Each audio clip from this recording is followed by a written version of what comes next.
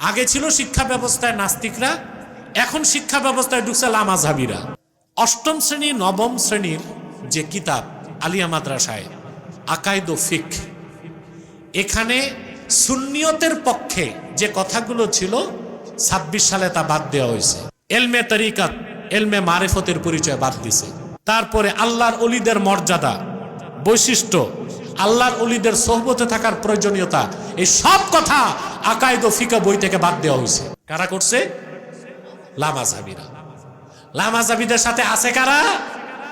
যারা এখন দেশে মনে করতেছে ক্ষমতায় চলে আসতেছে। আমাদের শিক্ষা ব্যবস্থায় কি ছিল? বিবর্তনবাদ ছিল। বিবর্তনবাদ, বানর থেকে মানুষ, এগুলো শিখানো হইতো। আমরা আন্দোলন করছি, অনেকটা বাদ দিছে। আগে ছিল শিক্ষা ব্যবস্থায় নাস্তিকরা, এখন শিক্ষা ব্যবস্থায় ঢুকছে লামাযহাবীরা। তারা কি করছে জানেন?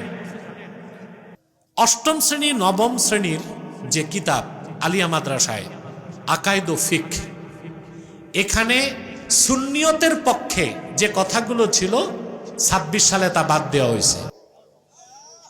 আপনারা জানেন এটা? জি। অষ্টম শ্রেণী আকায়েদ ও ফিকহ বইতে ৩টি ভাগ ছিল: আল আকায়েদ, আল ফিকহ, আল আখলাক। কথা বুঝতে পারছেন? ২৫ সালে প্রথম ভাগে ৮টা অধ্যায় ছিল। সেখান থেকে বাদ দিল কি কি নতুন বইতে এই সরকার আসার পরে? এলমে তরিকাত, এলমে মারিফতের পরিচয় বাদ দিছে।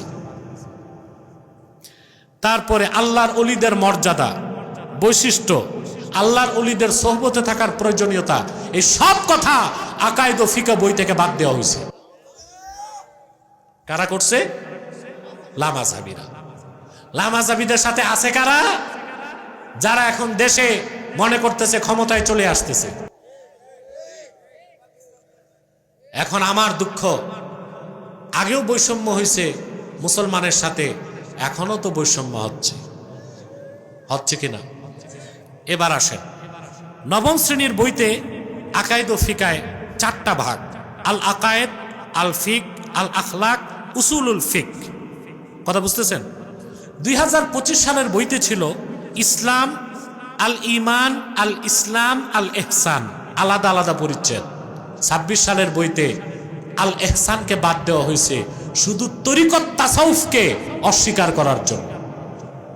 সবচেয়ে জঘন্য কাজ যেটা করছে, এই 25 সালের বইতে ছিল মদিনাতুল মুনাওয়ারার ফজিলতের কথা, বুঝলেন? আর আরব বিশ্বের বিভিন্ন পবিত্র স্থানের কথা। এই পরিচ্ছেদটাও বাদ দেওয়া হয়েছে। তার মানে হচ্ছে বর্তমান আকায়েদ ও ফিকহের যে বই অষ্টম শ্রেণীতে এবং নবম শ্রেণীতে, এখানে আহলুস সুন্নাহর সাথে আহলুস সুন্নাহ ওয়াল জামাতের আকীদা বিশ্বাসগুলোকে বাদ দেওয়া হয়েছে, যেন সূক্ষ্মভাবে আলিয়া মাদ্রাসার ছাত্রদেরকে লামাযহাবী মতাদর্শে দীক্ষিত করা যায়। আপনাদেরকে তীব্র আন্দোলন গড়ে তোলা উচিত।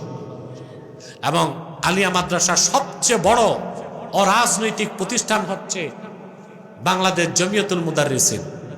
আমি তাদেরকে বলবো, আপনারা তীব্র প্রতিবাদ করুন আর হক্কানি যোগ্য সহিহ আকীদার আলেমদের বোর্ডের মাধ্যমে আকায়েদ ও ফিকহের বইকে সংশোধনী আনতে হবে।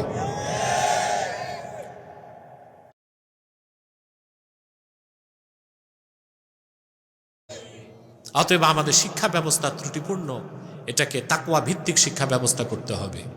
তাহলে প্রতিটি নাগরিক হবে যোগ্য নাগরিক, অপরদিকে খাঁটি মুসলমান।